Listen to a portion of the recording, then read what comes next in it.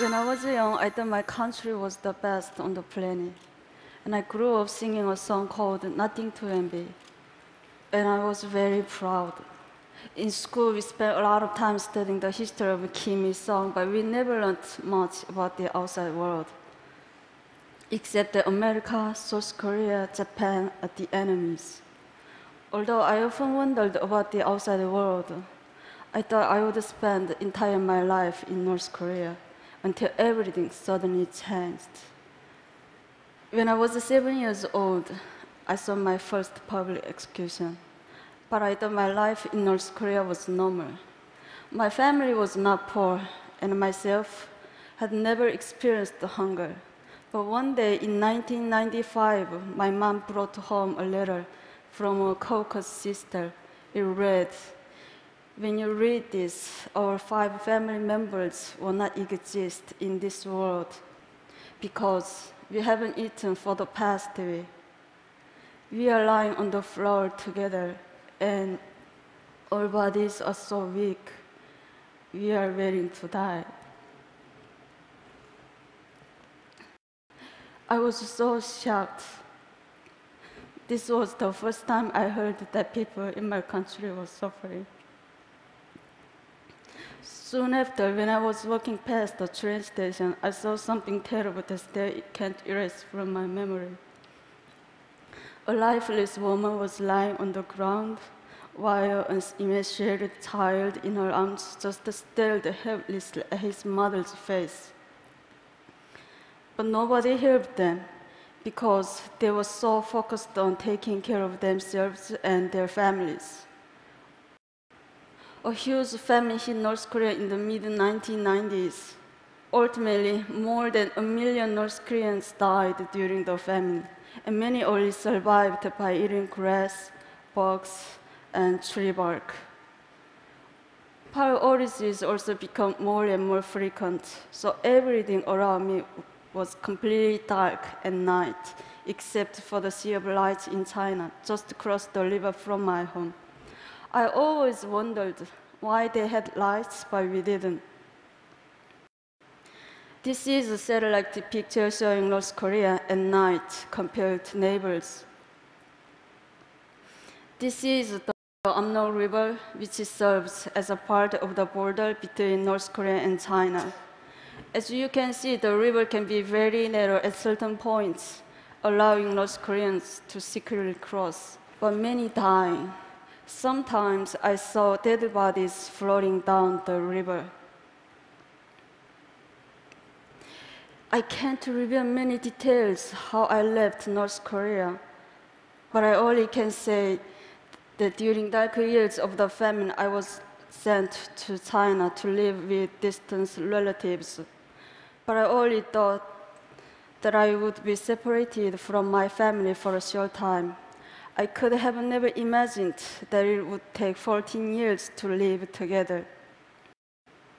In China, it was hard living as a young girl without my family. I had no ideas what life was going to be like as North Korean refugees. But I soon learned it's not only extremely difficult, it's also very dangerous. Since North Korean refugees are considered in China as illegal migrants, so I was living in a constant fear that my identity could be rebuilt and I'd be repatriated to a horrible fate back in North Korea. One day, my worst nightmare came true when I was caught by the Chinese police and brought to the police station for interrogation. Someone had accused me of being North Korean, so they tested my Chinese language abilities and asked me tons of questions. I was so scared. I thought my heart was going to explode. If anything seemed unnatural, I could be imprisoned and repatriated. I thought my life was over, but I managed to control all the emotions inside me and answer the questions. After they finished questioning me, one officer said to another, "This was a false report. She's not North Korean." And they let me go. It was a miracle. Some North Koreans in China seek asylum in foreign embassies, but many can be caught by the Chinese police and repatriated. This group was so lucky. Even though they were caught, they were eventually released after heavy international pressure. These North Koreans were not so lucky. Every year, countless North Koreans are caught in China and repatriated to North Korea, where they can be tortured, imprisoned, or publicly executed. Even though I was really fortunate to get out, but many other North Koreans have not been so lucky. It's tragic that North Koreans have to hide their identities and struggle so hard just to survive. Even after learning a new language and getting a job, their whole world can be turned upside down in an instant. That's why after 10 years of hiding my identity, I decided to risk going to South Korea. And I started new life yet again. Settling down in South Korea was a lot more challenging than I had expected. English was so important in South Korea, so I had to start learning my third language. Also, I realized there was a wide gap between North and South. We are all Korean, but inside we have become very different due to 67 years of division. I even went through an identity crisis. Am I South Korean or North Korean? Where am I from? Who am I? Sadly, there was no country I could proudly call my own.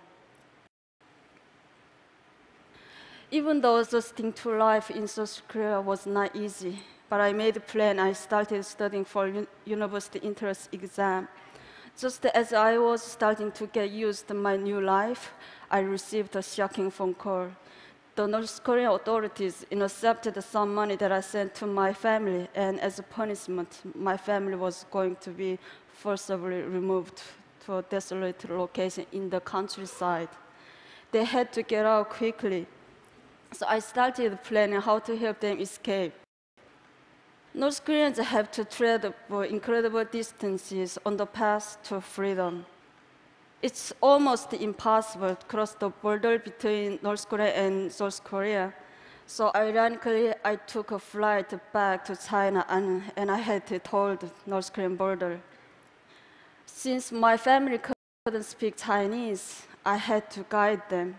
Somehow, through more than 2,000 miles in China and then into Southeast Asia. The journey by bus took 1 week, and we were almost caught several times. One time, our bus was stopped and boarded by a Chinese police officer.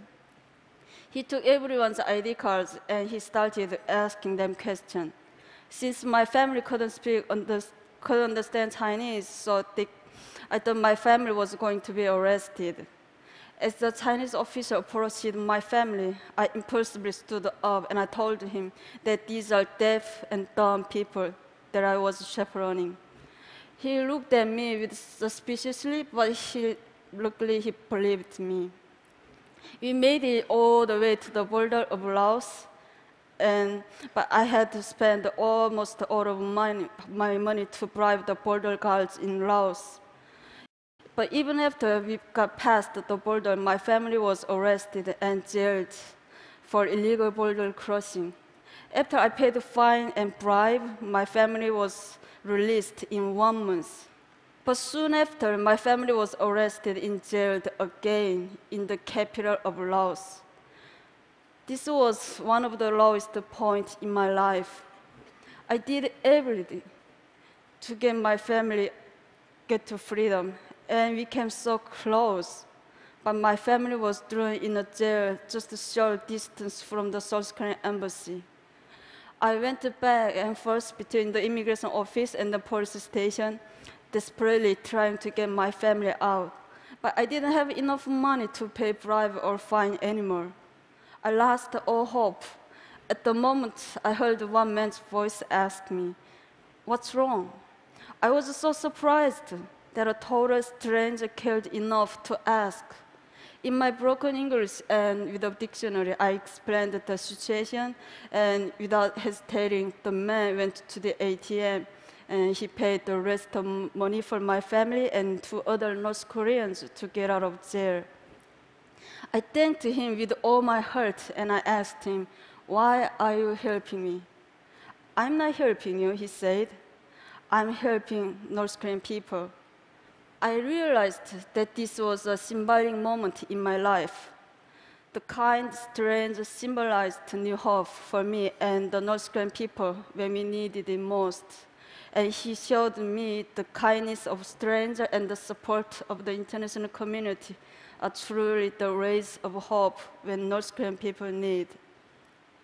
Eventually, after our long journey, my family and I were reunited in South Korea. But getting to freedom is only half the battle. Many North Koreans are separated from their families, and when they arrive in a new country, they start with little or no money. So we can benefit from international community for education, English language training, job training, and more. We can also act as a bridge between the people inside North Korea and the outside world, because many of us stay in contact with family members still inside, and we send information and money that is helping to change North Korea from inside. I've been so lucky to receive so much help and inspiration in my life, so I want to help give aspiring North Koreans a chance to prosper with international support. I'm confident that we will see more and more North Koreans succeeding all over the world, including the TED stage. Thank you.